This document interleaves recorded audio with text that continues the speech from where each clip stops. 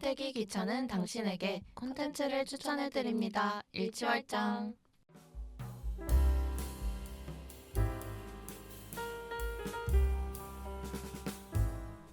안녕하세요. 일치월장입니다. 레옹 베르트에게 이 책을 어른에게 바친 것에 대해 나는 어린이들에게 용서를 구한다. 나에게는 용서받을 만한 이유가 있다. 그 어른은 나의 가장 좋은 친구인 것이다. 또 다른 이유도 있다. 어른들은 모든 것을 이해할 수 있으며 심지어는 어린애들의 책까지도 이해할 수 있다는 것이다. 세 번째 이유가 있다. 그 어른이 지금 추위와 굶주림을 겪으며 프랑스에서 살고 있다는 것이다. 그 어른을 달래줄 필요가 있다. 이 모든 이유가 맞듣지 않다면 나는 이 책을 그 어른의 어린 시절에 바치고 싶다. 어른들이란 다 한때는 어린애들이었던 것이 아닌가. 하기야 그걸 기억하고 있는 이는 썩 드물지만. 그래서 나는 나의 헌사를 이렇게 고칠 작정이다. 꼬마이었을 때의 레옹 베르트에게. 밝은 읽은 발췌는 저희가 오늘 방송에서 다룰 생텍쥐페리의 어린 왕자 서문인데요. 어른들을 위한 동화 하면 가장 먼저 떠오르는 책인 만큼 일치월장의 5월 주제와 어울릴 것 같아 가져오게 되었습니다. 썸머님과 네오님은 이 책을 어린 시절에 읽어보신 적이 있으신가요? 읽어봤죠. 아니요. 안 진짜 읽어보셨어요? 충격적이죠. 필독선인데 음. 유일하게 어린 왕자만 안 읽어본 것 같아요. 저는 어렸을 때 막 집에 그런 막 전집? 막 50권 막 이런 거 맞죠, 있잖아요. 그런 거에 있어서 아마 읽어봤었던 것 같아요. 근데 이제 딱히 뭐 잘 이해는 못했던 것 같아요. 저도 어린이를 위한 어린 왕자 뭐 이런 걸 읽어봤던 것 같은데 그렇게 막 좋아하는 책은 아니었던 것 같아요. 어릴 때는. 그럼 성인이 돼서 이 방송 이전에 혹시 읽은 적이 있나요? 성인이 되고 나서는 없었던 아니면 뭐 것 고등학생? 같아요. 고등학교 때는 읽었었던 것 오, 같아요. 아마. 그때 마음에 드셨나요? 그때 사실 뭐 학교 시험범이었나? 약간 어린 왕자가? 영어로 읽었었던 것 아. 같은 그런 느낌? 뭐 영미문학 이런. 예, 그 영어 시험에 나온다고 막 그래가지고 그렇게 재미있게 읽지 않았던 것 같아요. 그 문학을 위한 문학으로 읽지 않았기 때문에 감상하면서 읽은 게 아니라 막 이러면서 외우면서 읽어서 예. 저는 어쨌든 인생 처음 이번에 준비하면서 어린 왕자를 읽으면서 좋은 기회였네요. 그쵸, 뭔가 저의 교양에 있어서 있던 결핍을 이번 기회에나마 채워주는 일치월장. 채워서 일치월장 해버렸고요. 그리고 지금 읽었을 때는 이해가 되는 구절, 이게 왜 명작인지 알겠다, 이런 포인트들이 꽤 있었는데 제 생각에도 제가 어린이 때 읽었다면 이 책을 좀 싫어했겠다, 이해가 안 돼서 다시는 조금 책장에 넣어뒀겠다라는 생각이 들었습니다. 저도 그러니까 머리가 크고는 읽은 적이 제대로 없는 것 같은데 오늘 이 핑계로 녹음을 핑계로 다시 좀 정독을 해보니까 너무 괜찮은 책이더라고요. 맞아요. 이게 왜 어른들을 위한 동화인지 좀 알 것 같은 느낌? 약간 나이가 차야 이해할 수 있는 그 범위가 넓어지는 것 같은 책이긴 합니다. 맞습니다. 어린 시절에 정확한 내용은 이해를 못했지만 이 장면은 되게 재밌게 봤어요. 보아 뱀을 먹은 코끼리 그림. 맞아요. 이건 유명하죠. 알았죠, 다들. 맞아요. 어땠어요? 이 화자가 어린 시절에 보아뱀을 먹은 코끼리를 그렸는데 주변 어른들이 다 모자라고 하면서 그런 거 중요하지 않아. 그런 상상력은 너의 인생에 도움이 안 될 거야. 이런 식으로 점점 바꿔갔다고 했잖아요. 근데 어떠세요? 여러분들은 어린 시절에 이런 상상력 있는 때묻지 않고 순수한 시선을 가지고 있었던 것 같은지, 그런 어린아이였는지. 저는 이거를 학교 다닐 때 선생님이 보여줬던 것 같아요. 이 그림을 뭐라고 생각해? 어떻게 보여? 약간 그게 진짜 담임 선생님이었는지 약간 강의하러 온 선생님이 아이스 브레이킹처럼 한 건지는 기억이 안 나지만 저는 모자라고 생각했어요. 모자처럼 보이니까. 그리고 그런 해석을 들었을 때 그렇게 그런 상상력이 있을 수도 있구나. 그냥 이 정도로만 생각을 했던 것 같아요. 책을 잘 모르니까 그럴 수 그때는 있겠네요. 그랬어요. 이거 말고 그냥 때묻지 않았던 어떤 시선을 가졌던 일화 있으세요? 때문 너무너무 옛날로 거슬러 올라가야 하는데 잠시만요. 때좀 닦고요. 되게 뭐 순수했던 것 같다? 아니면 좀 남다른 발상이 있었던 것 같다 이런 거 없어요?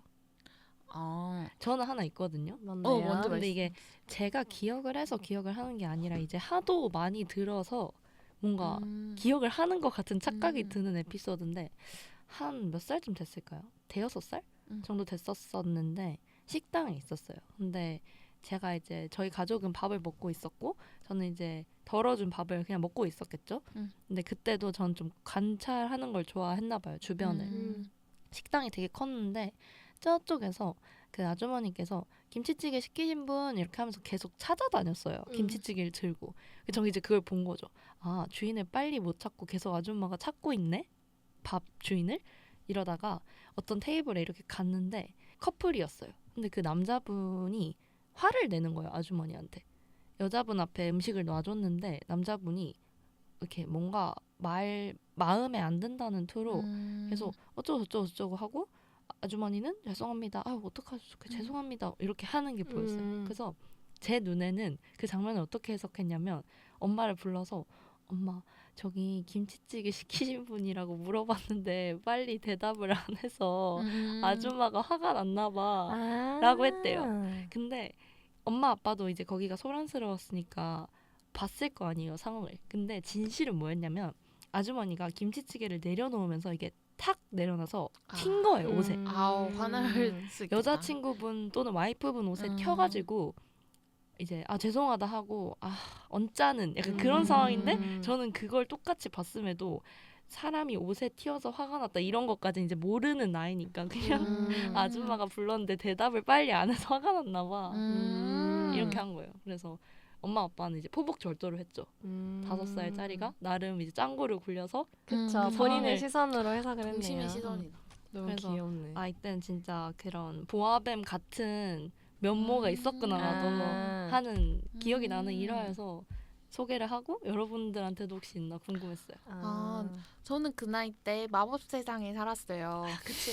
그러니까 나만의 그 빙봉 같은 친구가 있는 아니요, 저는 슈가슈가룬이랑 캐릭캐릭 체인지랑 나라의 스타일이랑 하루 종일 보면서 살아가지고 사촌 언니들을 보면은 다리를 막 잡아가면서 나랑 유수리 놀이 하자. 내가 공주할 거고 언니가 악당해. 그래서 점점 언니들이 같이 안 놀아서 기억이. 마음속에 알을 보이면서 사셨군요. 그럼요. 그쵸. 그 항상 자기 전에 기도하고 나도 마음의 알이 생기기를 그런 동심이 있었던 것 같아요. 그치.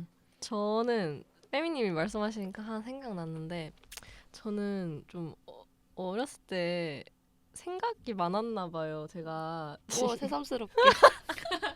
그렇긴 해요. 근데 제가 유치원에서 이제 막 수업을 하는데 선생님이 인어공주 얘기를 이제 막 해주셨어요. 인어공주가 이제 물거품이 되잖아요. 이제 위에 올라가면 말을 못하니까 왕자한테 내가 너를 구해준 사람이에요를 말을 못하고 막 이렇게 물거품이 되었어요. 막 이런 얘기를 선생님이 해주셨어요.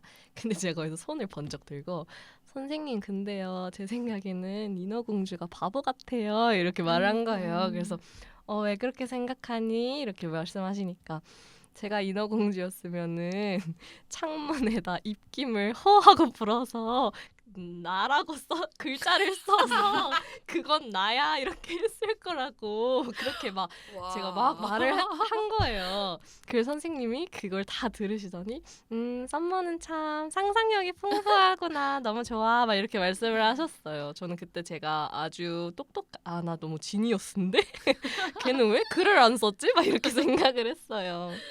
그 일화가 갑자기 생각이 났네요. 너무 귀엽네요. 선생님이 최선의 마음을 하셨네요. 딱 그 동심에 적절한 사례인 것 같은데 그러면 아직도 당연히 없겠죠? 이제는? 왜요? 전 있는 것 같아요. 진짜요? 저는 그런 독특한 포인트 있으신 것 같아요. 썸머님은. 레온님은? 저는 많이 죽었죠. 많이 더 이상 죽은 알이 것- 없죠. 까맣게 탔죠. 마음의 알보다 XR이 되었나요? 주머니에 돈이 필요한 마음의 알 말고 그런 네. 저도 많이 때가 많이 탔네요. 자연스러운 수순인 것 같습니다. 장미와의 일화를 전하면서 어린 왕자는 다음과 같이 말을 합니다. 가시는 아무짝에도 쓸모없는 거야. 꽃 쪽에서 괜히 심술 부리는 거지. 그렇지 않을 거야. 꽃들은 약하거든. 천진난만하고. 그래서 있는 힘을 다해서 지키는 거야. 가시를 가지고 겁을 주는 거지. 행동을 보고 판단해야지 말을 가지고 판단해서는 안 되는 거였어. 그 하찮은 꽤 뒤에 애정이 있는 걸 눈치챘어야 하는데 하지만 너무 어려서 사랑해줄 줄을 몰랐지. 장미랑 어린 왕자의 관계를 보고 혹시 어떻게 생각하셨어요? 장미가 잘못했다 또는 어린 왕자가 어렸던 것 같다 뭐 이런 것 중에 장미가 잘못했다라고밖에 생각을 안 해서 진짜요? 어린 왕자가 뭐가 문제였죠? 충격적이려고 해요. 선모님은 저는 둘 다 어렸다? 사랑을 모르는 주고받는 법을 몰랐다라고 생각을 했어요. 둘 다 사랑을 주고받는 거를 몰랐다면 장미는 사실 똑바로 말을 안 했잖아요. 자기의 마음을. 근데 그런데도 상대방이 알아서 알아차리고 얘 가시 속에는 애정이 숨어 있구나를 알아줘야 된다고 생각하세요? 어린 왕자가 장미를 좋아하는 마음이 있었다면 그래야 하지 않을까요? 그것만이 그들이 사랑을 이룰 수 있는 방법이지 않았을까요? 그렇게 생각해요. 근데 일단 1차원적으로 장미가 맞아. 잘못을 저도 했다고 이쪽에 생각을 공감하거든요. 해서 네. 그래요? 그래서 어린 왕자에게 잘못이 있나? 방금 좀 충격이었던 것 같아요. 잘못은 아니라고 생각을 해요. 잘못이 있는 건 아니고 저는 장미도 잘못했다고까지 생각은 안 해요. 그냥 둘은 서로 사랑을 표현하는 방식이 달랐던 거고 그러니까 장미는 어린 왕자를 좋아했지만 그렇게 소위 말해서 틱틱대게 행동을 한 거잖아요. 그쵸. 근데 어린 왕자는 그걸 보고서 왜 틱틱대게 행동하지? 날 안 좋아하나? 화가 났나? 이렇게 한 거잖아요. 근데 사실 저희가 조금 이제 어른이 된 지금으로서 생각을 해보면은 좋아해도 그걸 표현하지 못하는 사람이 있고 그쵸. 그거를 꼭 말로써 알 수 있는 것만은 아니잖아요. 그 사람의 뭐 행동을 보거나 뭐 이렇게 어쨌든 나를 좋아하는데 저렇게 행동하는구나라는 거를 눈치를 챌 수도 있는데 어린 왕자는 어린이잖아요. 그러니까 이제 그걸 알아차리는 법을 몰랐던 거죠. 그걸 만약에 어린 왕자가 좀 눈치를 챘었더라면 방금 여기서 말했다시피 자기가 너무 어려서 사랑해줄 줄을 몰랐지라고 했다는 건 내가 그걸 눈치챘다면 사랑해줬을 텐데를 말한 거잖아요. 그러니까 둘은 좀 더 사랑을 할 수 있지 않았을까요? 경력 부족이군요. 약간 그렇게 본 거죠. 근데 저는 애초에 그러니까 어린 왕자의 입장에서는 그렇게 자기의 행동을 반성을 할 수는 있어요. 그렇지만 정말 얘가 져야 될 책임은 하나도 없다라고 생각을 하는 게 말을 하지 않아도 행동으로 내가 널 좋아한다는 걸 알지 않니가 장미의 이제 입장일 텐데 그거는 올바른 사랑의 표현법이 전 진짜 아니라고 올바르지 생각해요. 않다라고 생각해요. 왜냐면 그게 뭐야 사랑하는데 자존심은 자기 다 세우면서 가시는 다 이렇게 비춰주면서 나중에 그냥 상대방이 다 알아서 가시는 이래서 세웠구나 그래 그 속에는 연약한 마음이 있구나 이렇게 하기를 바란다는 건 일종의 전 수동 공격이라고 생각하기 때문에 굉장히 그리고 나아가서는 어린 왕자가 스스로를 반성하게 만들었잖아요. 이것도 그까지가? 나빴다. 자기가 이제 고백한 것도 아니고 나 이런 가시 속에는 연약한 마음이 있어라고 솔직하게 말한 것도 아니면서 어린 왕자만 이제 힘들어진 거니까 되게 장미처럼 사랑하면 안 되겠다를 보여주기 위해 장미라는 캐릭터를 넣은 건가라고 저는 생각했어요. 저도 보면서 제일 경계하는 내가 하지 말아야겠다. 제일 경계하는 모습이 장미의 모습이라고 원래 생각하고 있었어서 책을 보면서 툴툴 될까라는 생각도 좀 했고 그리고 그리고 장미의 잘못이 크다고 생각한 이유가 어린 왕자가 마음을 알아줘도 장미가 계속 툴툴거리면 얘네 사랑이 잘 되기가 되게 힘들었다고 맞아. 생각을 해요. 근데 장미가 툴툴대지 않으면 얘네 사랑이 잘 될 확률이 매우 높아졌다고 생각을 하기 때문에 결국 장미가 키를 가지고 있으면서 제대로 못하지 않았나라는 생각이 저는 많이 들었습니다. 다음 장면에서 어린 왕자는 주변에 있는 별로 여행을 떠나잖아요. 각 별에서 살고 있는 사람들의 모습이 되게 신기하게도 저희 주변에 있는 인간상이랑 너무 닮아 있어요. 분명히 외계인일 텐데. 간단하게 소개를 해보자면 1번 별에서는 권위주의적 성격의 왕을 만났고 2번 별에서는 자신을 향한 숭배만을 원하는 허영꾼, 3번에서는 술을 마시는 부끄러움을 잊기 위해 술을 마신다는 술꾼, 4번 새로운 별을 발견하고 그거를 세고 관리하기만을 반복하는 상인, 5번 비효율적인 명령이어도 명령에는 무조건적 복종하는 점등인, 6번 책상에 앉아 탐험가의 이야기로만 지리를 배우는 노신사인 지리학자. 이 중에 혹시 가장 공감이 갔거나 성찰의 시간을 갖게 만들었던 또는 아 이렇게 살면 안 되는데 라고 안타까움을 자아냈던 인물 한 명씩만 뽑아볼까요? 이게 근데 전 좀 다른 것 같아요. 가장 공감이 갔던 인물도 좀 다르고 성찰을 하게 만든 인물도 다르고 안타깝게 한 인물도 다르지만 안타까웠던 인물 베스트는 저는 술꾼. 제 왜요? 치료가 필요하기 때문에. 혼자의 힘으로 힘들어서? 그 멘트가 제일 안타까운 건 저는 일단 그렇게 살지 않는데 좀 전제로가 저는 있는 것 같아요. 그래서 그 술을 왜 마셔요? 부끄러움을 잊기 위해.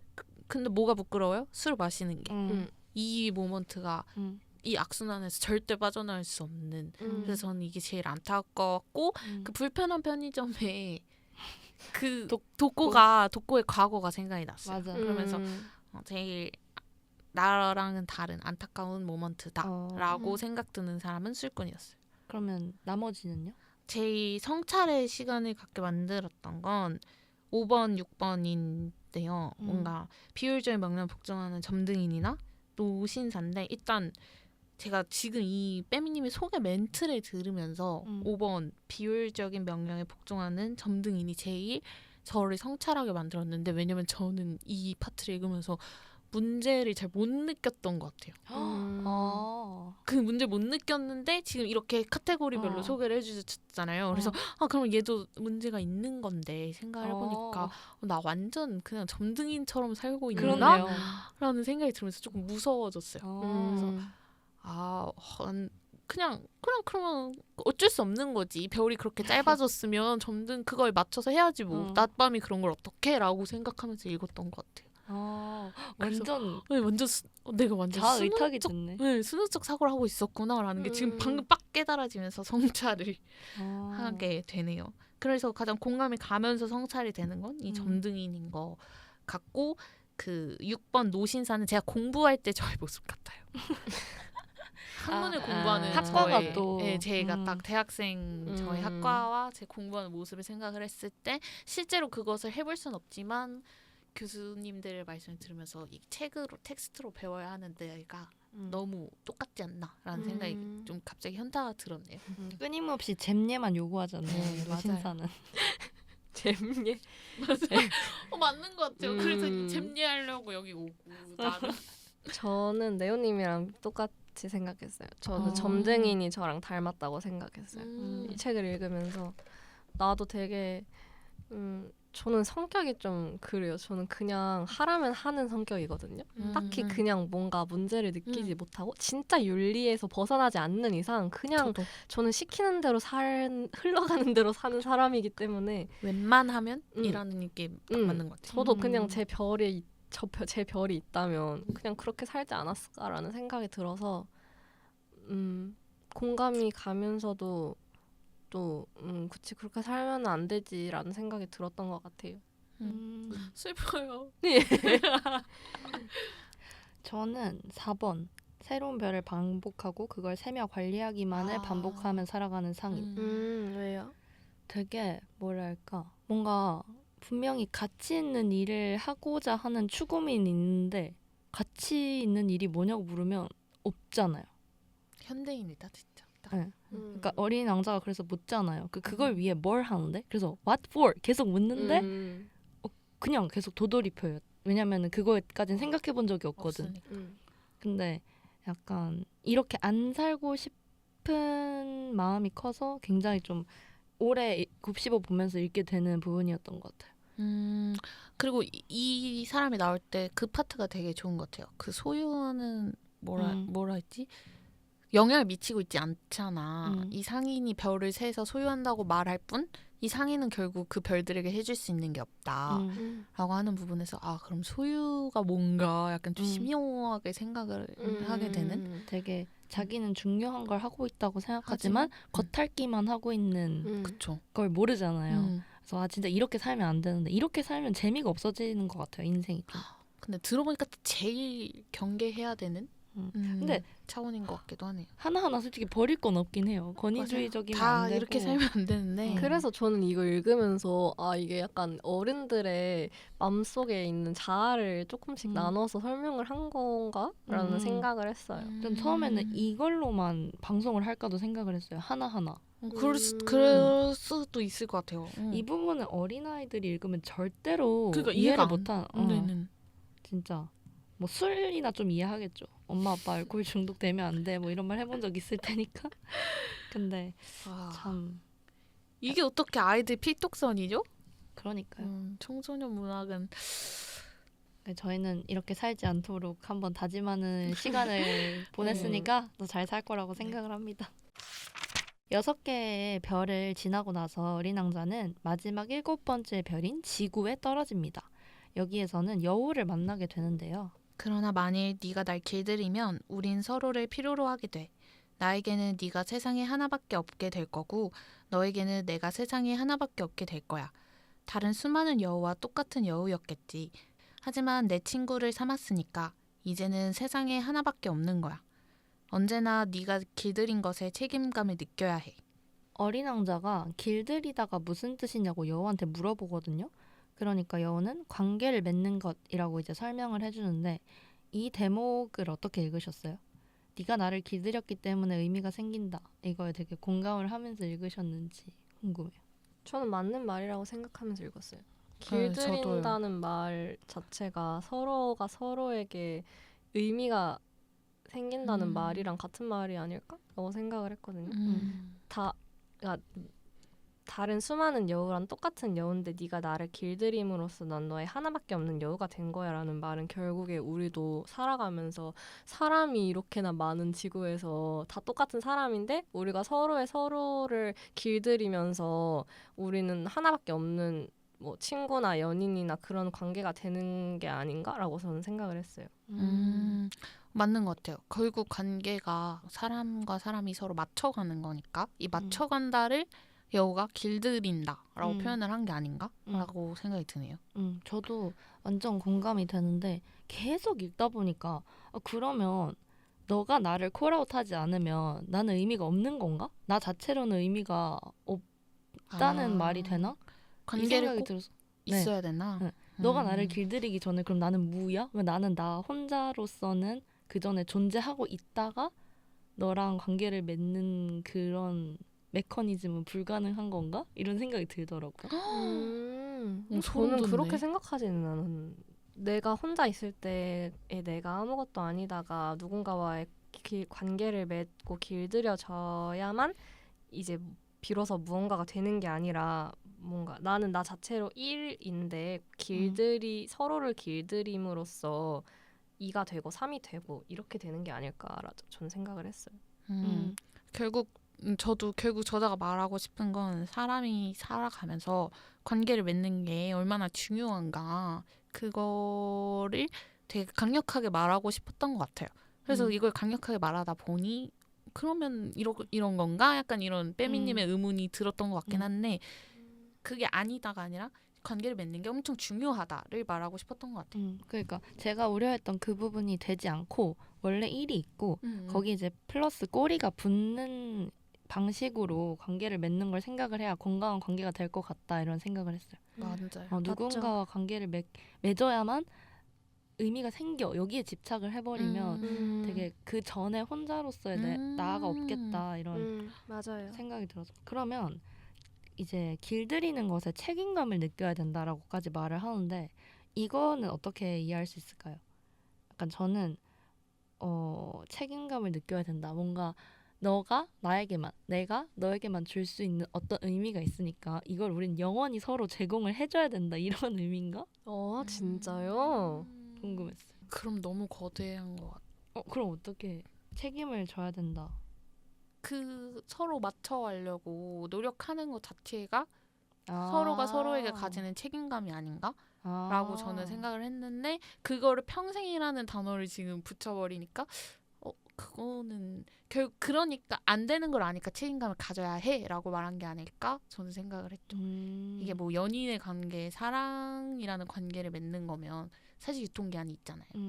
그래서 그 기간 동안은 뭐 당연히 책임감을 가지고 뭔가 서로 시간을 내고 만나려고 하고 걔가 싫어하는 걸 안 하려고 하고 이런 뭔가 노력이 필요한데 그러니까 책임감을 가져야 해인 거죠. 그러니까 시간이랑 무관하게 어찌됐건 우리가 관계를 맺는 그 기간 동안 맞춰가려는 노력. 이게 책임감이다. 네, 저는 그렇게 생각했어요. 좋은 것 같아요. 그래서 평생이라는 단어가 붙으니까 좀 무서워진 것 같아요.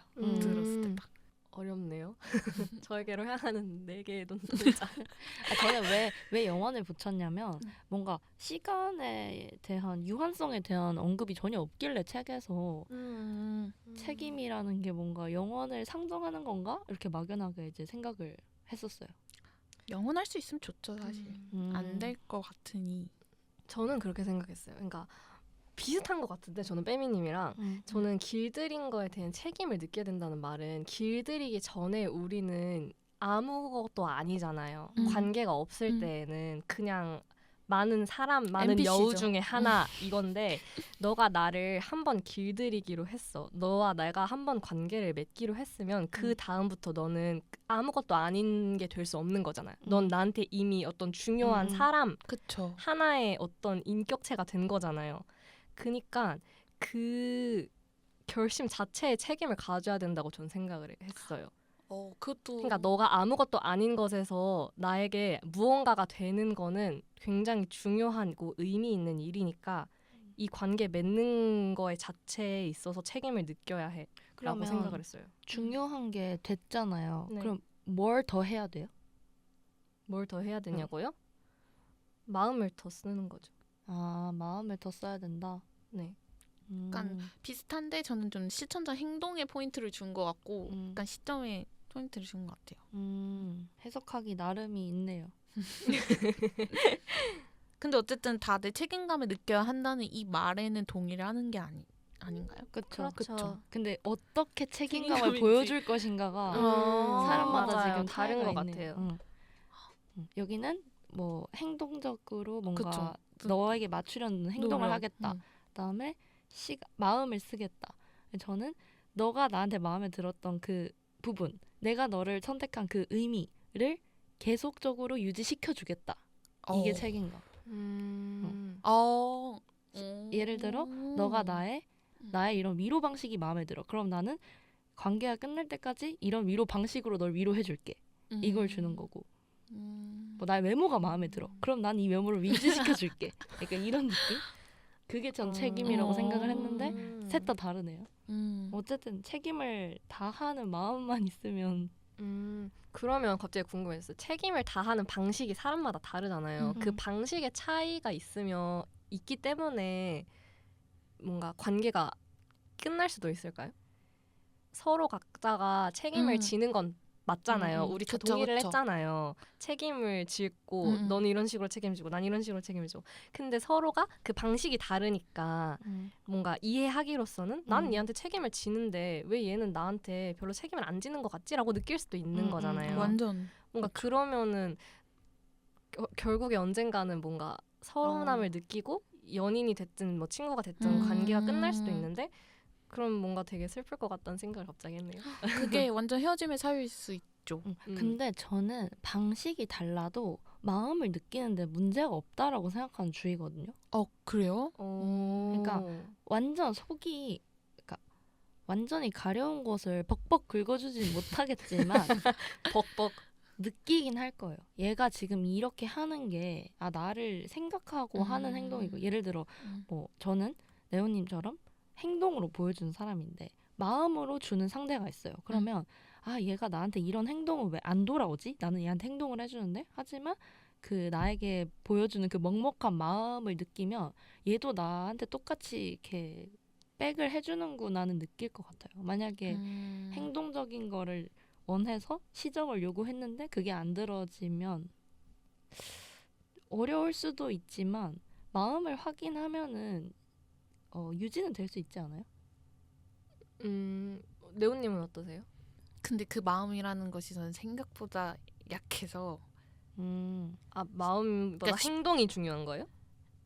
마음보다 행동이 중요하다기보단 전달되는 안 게? 보이잖아요. 음.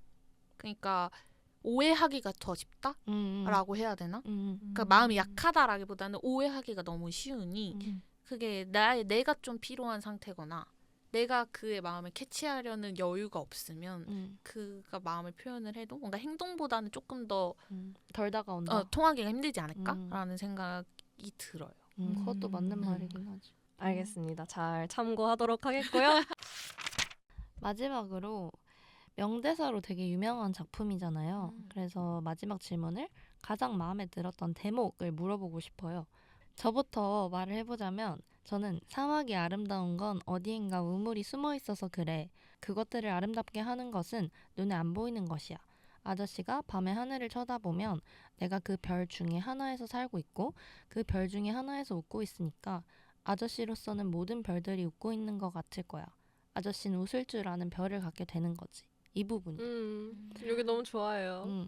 왜 좋냐면 그런 거 있잖아요. 이렇게 처음 뭐 친구를 사귀거나 아니면은 사랑을 할 때도 이 하나 때문에 세상이 다 아름답게 보이는 그런 거 있잖아요. 근데 저는 맞아요. 이런 행복의 확장성 또는 사랑의 확장성이 되게 인간의 인생에 긍정적인 영향을 많이 미친다고 생각하고 제가 그 영향을 되게 많이 받는 사람이거든요. 그래서 이런 글귀가 좋은 것 같아요. 뭔가 그 사소한 하나 때문에 다른 모든 게 나에게 긍정적인 영향으로 다가올 수 있게 된다라고 생각하는 이 긍정적 사고 굉장히 통찰력 있다고 생각했어요. 완전 공감했어요, 저도. 그래서 저도 비슷한 부분에 뭐 환하게 빛나게 될 거다. 서로를 길들이면 이런 문장이 있어서 그것도 체크를 해놨었고 저가 좀 비슷한 부분이라서 저도 말씀을 드리자면 당신이 그 장미꽃에 바친 시간 때문에 당신은 그 장미꽃을 그토록 소중한 존재로 여기는 것이에요. 이 구절인데 그거에 대한 방법이 이 구절이라고 저는 생각을 했어요. 그 사람을 서로가 길들이고 환하게 만들어주는 거는 좋은 효과인 거고 그러면 어떻게 해야 되느냐? 그러면은 시간을 바쳐야지 라는 그게 책임감의 한 부분이 아닌가? 라는 생각이 들어서 이 구절이 저한테는 확 방법론적으로 확 와닿은 것 같아요. 맞아요. 저는 그 유명한 대목 있잖아요. 중요한 건 눈에 보이지 않는 거야. 그 비슷하네요. 대사가 제일 마음에 들어요. 저는 이 대사가 뭔가 제 가치관이라고 해야 되나요? 제 인생에 뭔가 그런 걸 관통하는 말이라고 생각을 해요. 모두가 그렇겠죠, 사실? 중요한 건 눈에 보이지 않는 거니까. 모두가 안 그럴 수도 있죠. 왜냐면은 책 초반에도 어른들은 숫자를 좋아해라고 하잖아요. 전 거기도 엄청 공감을 했거든요. 맞아요. 그들의 사고 방식. 그리고 맞아요. 나도 어른이고 그렇게 생각하는 것 같기도 맞아요. 숫자가 편해. 맞아. 편해. 근데 이제 초반에서는 그렇게 이제 숫자가 중요하다 어른들은 하지만 책의 후반부에 중요한 건 눈에 보이지 않는 거야라고 하면서 뭔가 깨달음을 주는. 저도 이 문장 되게 좋게 읽었어요. 그걸 되게 반복해서 말하는 것 같아요, 이 책에서. 약간 중껑 계속 말하듯이. 중요한 건 눈에 보이지 보이지 않는 않는 거야를 거야. 한 400번 맞아. 반복 하는데 중요한 말인 것 같아요. 뭐가 뭐인 것 같아요. 네, 저도 이거 물어보고 싶었어요. 궁금해요. 이게 되게 잘 쓴 책이라고 평가를 받을 수 있었던 이유가 중요한 건 보이지 않는 거야. 보이지 않는 뭐야라고 말을 안 하고 그냥 보이지 않는 거라고만 말을 해서 다들 자기가 원하는 단어를 거기 넣어서 생각하는 것 같아요. 그게 뭐냐고 저한테 네. 질문을 주신 건가요?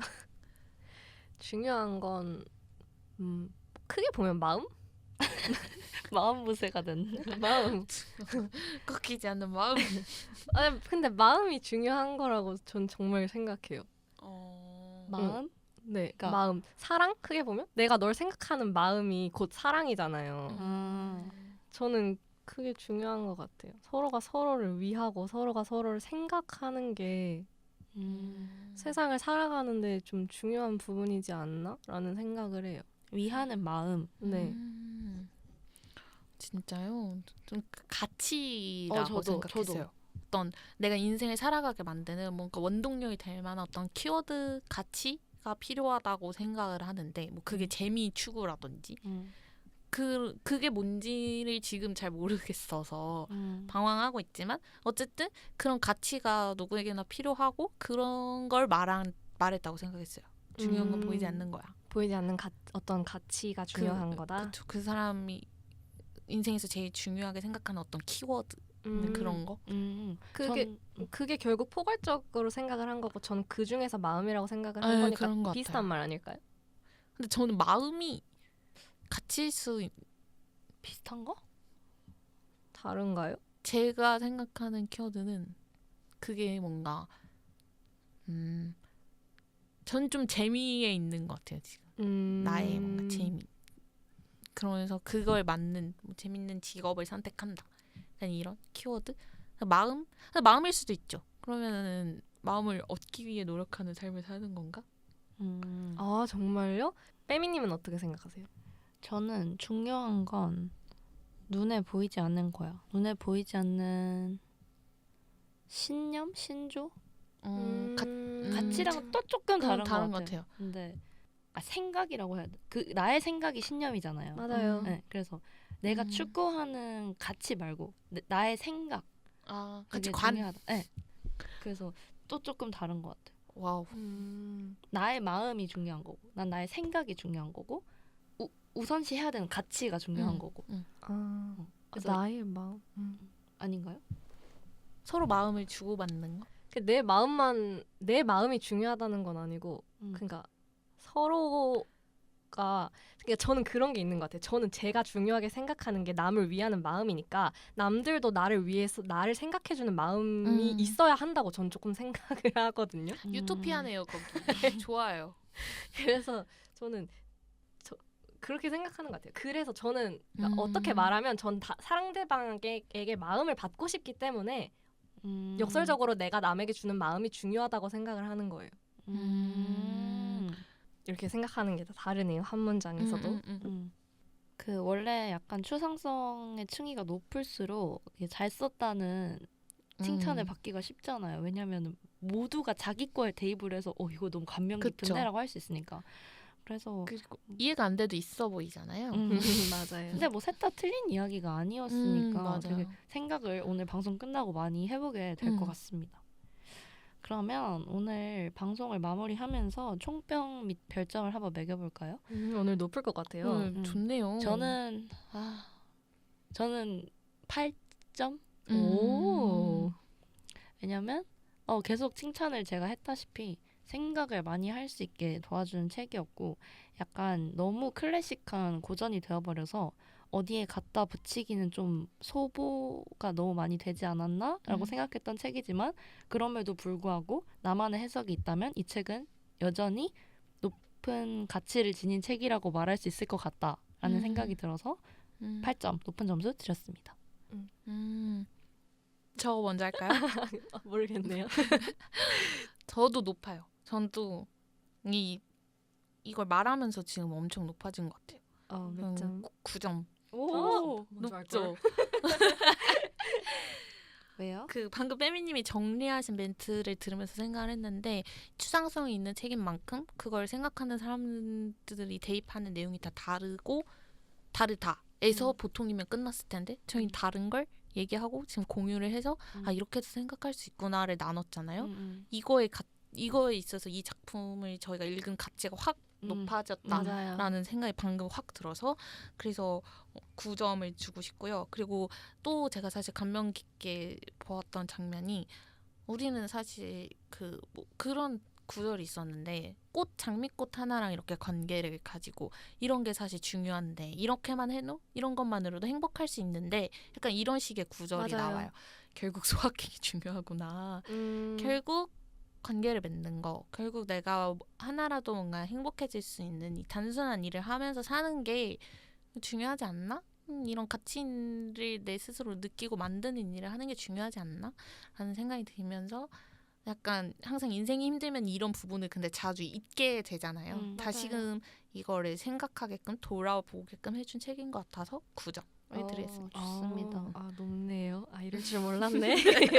저는 8점 주도록 하겠습니다. 저는 되게 위로받는 책인 것 같아서 마음에 들었어요. 마음을 따뜻하게 해주는 책인 것 같고 되게 이 책을 읽으면서 뭔가 관계를 맺는 것에 혹은 뭔가 사람들과의 관계에서 좀 힘듦을 갖고 있다던가 뭔가 지친 사람들이 읽으면 되게 좋을 것 같다고 생각을 했어요. 되게 많이 위로를 받을 것 같고 뭔가 내가 생각하는 뭔가 길들이는 거에 대해서 되게 많이 생각해 보게 되는 책이잖아요, 이 책이. 그래서 그런 어려움이 있는 힘듦이 있는 사람들이 읽으면 그 나의 뭔가 기준에 대해서도 좀 생각해 보게 될 것 같아서 추천해 드리고 싶다고 저는 생각을 했습니다. 좋네요.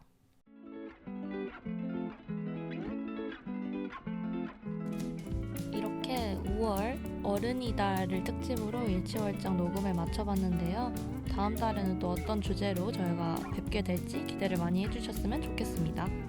오늘도 어제보다 일치월장 다음 장에서 만나요.